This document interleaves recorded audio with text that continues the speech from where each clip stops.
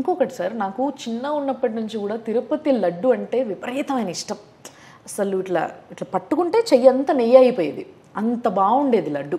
But దాని quality రాను రాను రాను అసలు ఇప్పుడు తిరుపతి లడ్డు అంటే దేవుడు గుర్తుకొచ్చి మొక్కి నోట్లు వేసుకోవడమే తప్పితే దానిపైన ఇష్టం అనేది కలగట్లే చాలామందికి. ఎక్కడ చూసినా మిశ్రీ, యాలకులు ఇవి బాగా కనిపిస్తున్నాయి. అండ్ మొన్న ఏదైతే చంద్రబాబు గారు బయటకు వచ్చి చెప్పిన విషయం ఉందో దాని తర్వాత చాలామంది లడ్డు తినడానికి కూడా భయపడుతున్నారు. దీనిపైన మీరు ఏమంటారు? ఫస్ట్ గతంలో జరిగిపోయింది, అది జరిగిపోయింది.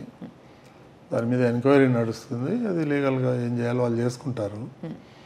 కాకపోతే ఇప్పుడు మీరు లడ్డు తీసుకోండి, చాలా బాగుంది.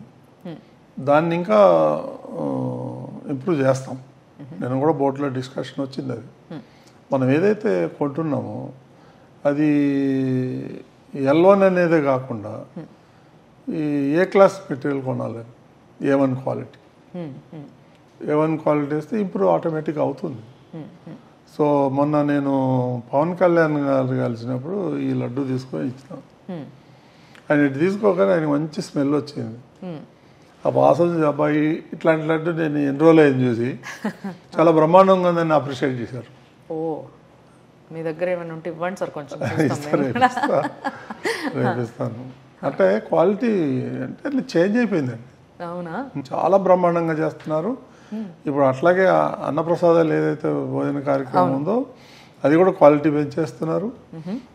నిన్న బోర్డులో కూడా తీసుకుని ఇంకొక ఫర్దర్ ఇంకో 1 more ఐటెం కూడా పెట్టాలని, ఏదైనా హాట్ వడ కానీ బజ్జీ కానీ ఇలాంటిది ఏదన్నా ఒకటి ఇంక్రీజ్ చేద్దాం అనుకుంటున్నాం.